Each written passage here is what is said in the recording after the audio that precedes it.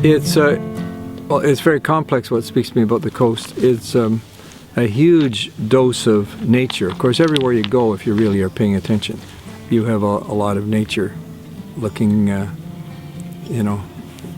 looking at you, and you're looking at it.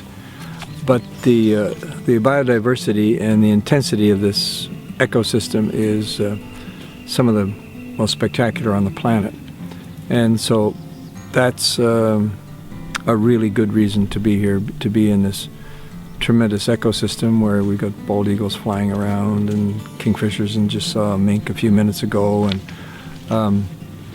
and that is something you just can't do anywhere. Also, to be in a place that you know is the way it was when our First Nations ancestors were here, and then when it was just the Garden of Eden before that, is a wonderful thing that one can't do very many places in the world anymore.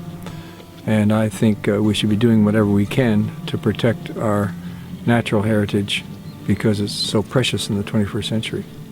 We are living in, could be considered the most important time in the history of the planet. Some people can say that for the War of 1812 or the French Revolution, or back to Neolithic times maybe.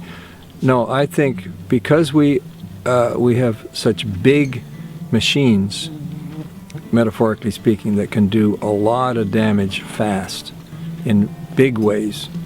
We have such huge technological and even economic power now that we need to start showing a little wisdom, because we now can see the handwriting on the wall that resources are being depleted, that we are actually affecting the atmosphere as well as the biosphere. And so right now is the time when we wake up and start paying attention to what we are actually doing, and we can do something about it. I've always said we can do whatever we want. The question is, what do we want to do? And the real problems facing the planet are not economic, and they're not technical, they're philosophical. And as E.F. Schumacher said, the philosophy of unbridled materialism is now being challenged by events, which speak to us in some pretty serious, tragic ways.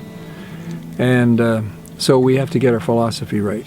What way do we want to go forward? And I think that's partly what we're all about here. You used to hear a lot in the 50s and 60s and even 70s and 80s, well, you can't stop progress. You don't hear it so much anymore. I mean, what is progress? I consider myself a progressive, and we need a new definition of progress, toward listening to scientists and toward elegance and beauty.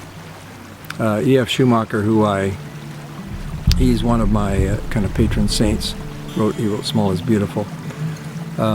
He said his holy trinity was health, beauty, and permanence.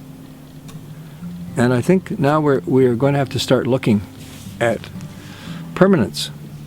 This way of life that we've had in the 20th century, and we're starting the 21st century, is not here forever. In fact, we can see the beginning of the end of it now. This rapid development and rapid change is not a permanent condition. It can't be. Growth certainly is not a permanent condition for any organism except for the cancer cell, and the cancer cell, makes sure it kills its host eventually anyhow. So there's no such thing as permanence, but we do need to think about a more of a steady state, and what do we want the quality of life to be like.